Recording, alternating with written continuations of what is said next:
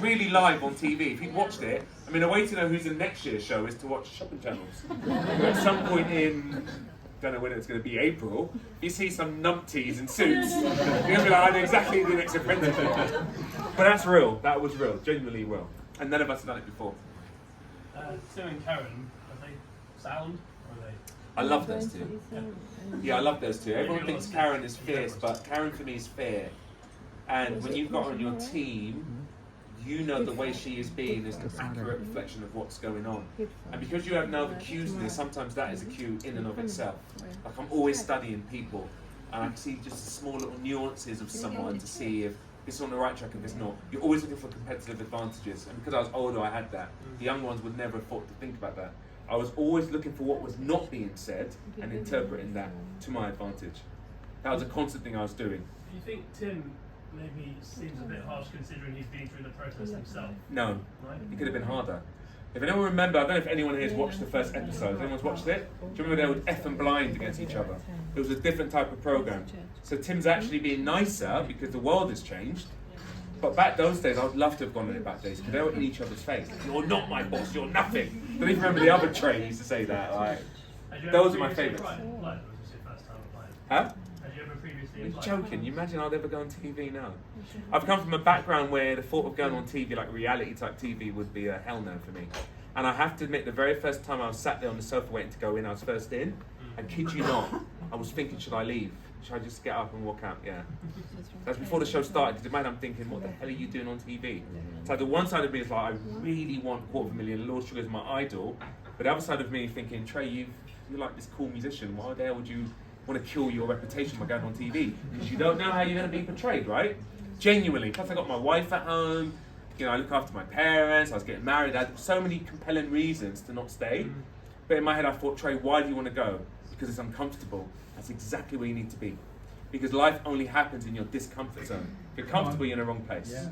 You have to be uncomfortable. And I was so bloody uncomfortable. I was like, this is perfect. I was uncomfortable, I was a little bit scared, I was apprehensive, and I knew I was in the right place. And here I am now. I mean, come on. You know? I give you more questions. One more question. I don't know how much you would have spoken to everyone about it when you're in the house, but was there anyone who had a business plan that really stood out to you or like caught you off guard?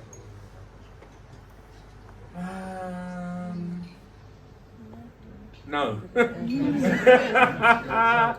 I mean, there are people who had really great businesses. I think Rachel's business is great. And what she's creating is the equivalent of Barry's. Everyone know what Barry's is? Barry's? So her thing is kind of like Barry's, but I think it's more of a, what's the word? More of a community version of Barry's. And if she came into London with it, tricky.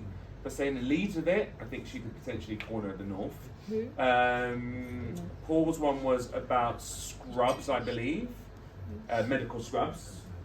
You know, not a bad idea. Depends whether you can do it. My one's about functional shots. Everyone know what functional shots are? So I'm obsessed with functional shots. Things like Moju. Everyone must know what Moju is. So ever since, especially since the whole pandemic, people have been much more interested in their health. And because I've gone through so much stuff in my health, I'm really into things like functional shots. Because I don't believe in pharmaceuticals. I just literally want to take something small and get all the nutrients I need. So that was my business idea. Functional shots, and the first one was targeted at men, because men are going through a crisis in testosterone at the moment. And everyone thinks testosterone is just linked to libido, but it isn't. It's linked to everything. Which is why men are a lot more vulnerable than women, much more likely to commit suicide and all the rest of it. And are generally very vulnerable. So that was my idea, functional shots. And then eventually I'd have done one for women, around menopause, etc. Because there's not much support. And your body needs nutrients at that time. And most of us don't have time to take care of our health. So anything that's quick and easy to consume, that's my business idea. And you'll probably hear more about that if I get through. If. Any more questions? One last one. Who would you? Okay, I'm going to do two. You go first. Go on. So who would you say, you've been with this guy since week one? Who would you say has grown most in the process, in your opinion? One of them is definitely Paul. I don't want to spill the beans too much about Paul, but I think Paul had a bit of feedback that wasn't great. And I won't get into details because he's never shared it and it's not my place too. One thing they said to me before I went into the house was, Tre, you're a coach, don't coach anyone. Because obviously if you coach people, you're giving them an advantage. And I was like, yeah, don't worry, I won't. The minute I got in there, obviously I went out myself. Because I can't help it. People have to be at their greatest self. I can't help it. If I sit with you for 2 seconds, I'm going to be like, dude, come on, man. Like, That's just me, and I think I spoke to Paul a lot, and he definitely grew as a person. Paul's phenomenal, genuinely phenomenal, and there was just a side to his character that might have taken him off track a little bit. We're same with everyone. We always try and overcompensate when we're in a situation like this. I was like, dude, you're absolutely perfect the way you are. You don't need to do that. Just be you. And he grew massively.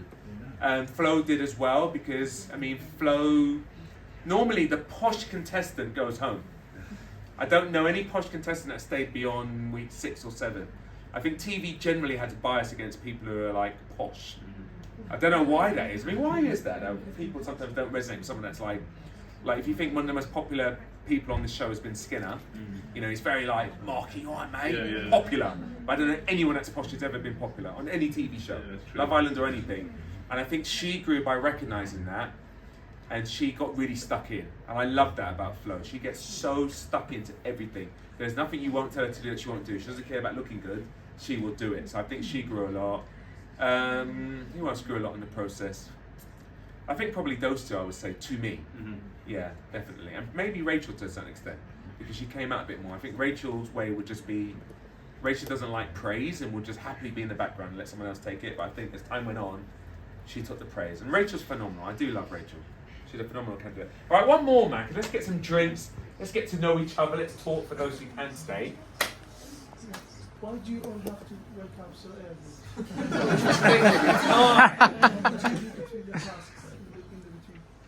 The reason why you have to wake up so early, I mean, you won't believe it, this show is 50 minutes, but they probably record 200 hours. Yeah, 200 hours. So 200 hours are condensed down to 50. So these things that you said speaking to camera are called vox pops. Everyone does it, maybe 4 times each. So think about all the footage.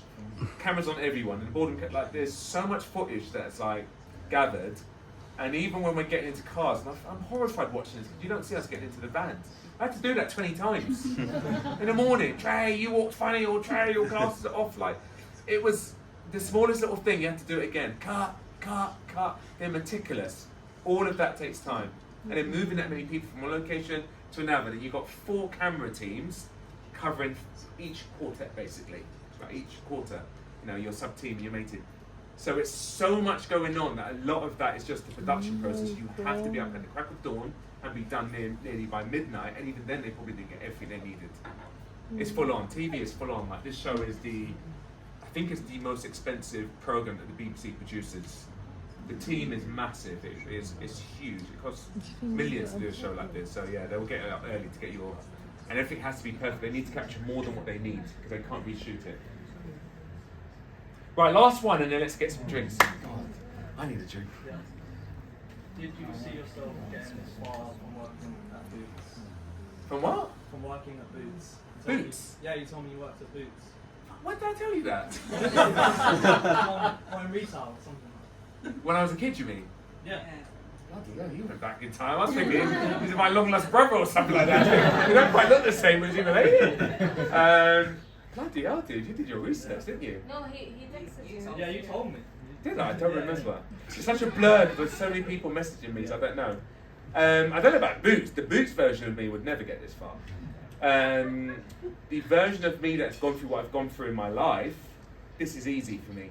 And I don't mean that in a boasty way, I mean that in terms of, I think when you've gone through certain things in your life, the more competitive people you're around, the more you raise your game. So you can't be beaten from a competition point of view. Not saying I get through anything, and sometimes giving the game away there, because I didn't necessarily, right? But in terms of my self-belief, it's so hard. I'm not gonna like go onto a show before I get married and leave all my loved ones behind not to do good. Like, you know that when they say, I didn't come this far to come this far? That's my attitude. People like Phil have it, people like Rachel have it. So there are a few of us that have that sense of, no matter what gets thrown at us, we're gonna overcome it. So yeah, from the minute I went to an audition, I'm like, I'm only going on this show if I'm gonna absolutely give everything I've got. And I think you see that with me. I'm not someone that's like, let me survive. I don't think I ever survive on this show. I'm always like, I'm gonna win, and that's just, and I surround myself with winners. People like this beautiful soul over here, Morella standing up, my sister, and ENAS. I'm surrounded by coaches and mentors and people like that, so they relate to me as, Trey, you're gonna go all the way. Like, that's all I know. And my dad is like that, so I'm, 100%. 100%. But I didn't expect the competition to be this tough. Because watching previous years, I thought it would be a bit of a doddle, and then I walk in, I'm like, these guys are good, like Flo's good, Rachel's good, Paul's good, like, they're good. But yeah, no, I raised my game, all the way. Guys, thank you so much. I was not expecting to sponsor that, guys. So wait, guys. Anyone that can stay, please stay, because the reason why I do this is to get everyone connected. So normally what I say is, don't leave here without 5 new friends. How many? 5.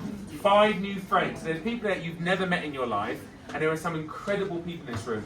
Anyone that's into business, into growing as a person, there'll be someone in this room that will make a difference. So I want you to say hello, get the numbers of at least 5 new people.